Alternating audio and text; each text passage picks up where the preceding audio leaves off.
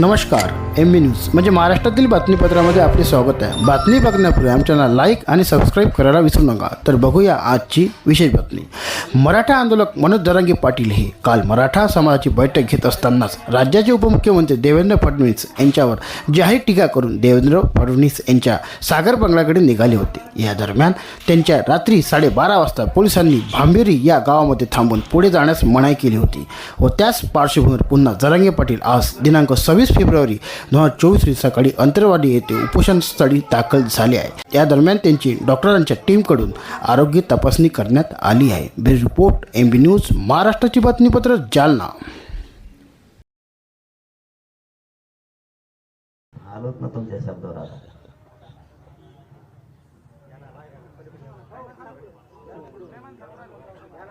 आता हे लोक जमायला लागले तर राज्यातून यांना सांगावं लागेल तिकडेच बरं का. हा बाईट मध्ये देऊ नये नाही ते राज्यभरातून इकडे येतीलच सगळे. इकडे काही होणार नाही. मी मीडियाच्या बांधवाच्या माध्यमातून सांगतो. इथं पोलीस सुद्धा दाखवले जाते मीडियाच्या माध्यमातून. तर महाराष्ट्रात असा गैरसमज होईल की पोलीस आलेत का काय काय करतात की काय. त्यांनी आदेश दिल्यामुळे त्यांना थांबणं आहे असं काही नाहीये. सगळं शांततेचं वातावरण आहे इथं. काही काळजी महाराष्ट्रातल्या मराठा समाजानं करू नका. त्यांचं फक्त म्हणणं आहे तुम्ही सलाईन घ्या आणि संचारबंदी लागलेली त्यांचा नाविलाजी. त्यामुळे समाजात काही गैरसमज पसरू देऊ नका. पोलिसांचा फौजफाटा मोठा लागल्यामुळं जवळपास 5-6 हजार लावले त्यापेक्षा जास्त. त्याच्यामुळं आपल्याला मुंबईत जाता नाही आलं. काळजी घ्या. सगळे शांत राज्यात राहा. राज्यभर सगळ्या मराठा बांधवांनी शांत राहा. इथं काही नाही.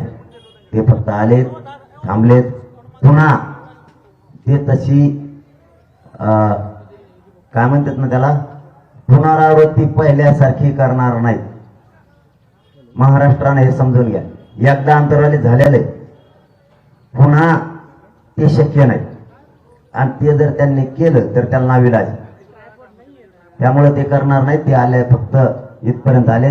ती पुनरावृत्ती होणं म्हणजे देवेंद्र फडणवीस आणि एकनाथ शिंदे साहेबाचा विषय कायमचा संपन आहे राजकीय करिअरचा. त्यामुळे पुन्हा आंतरवाली तेच दिवस कधीच येणार नाही. हे मराठा समाज राज्यातले समजून घ्या आणि सगळ्यांनी शांत राहा. तुमचा काही गैरसमज व्हायचा की पोलिसांचा फौजफाटा खूप मोठा आहे म्हणून. तुम्ही इथं बिगर कामाचे माणसं एकदा सांगितलं एकाने सुद्धा इथं गर्दी करायची सगळ्यांनी.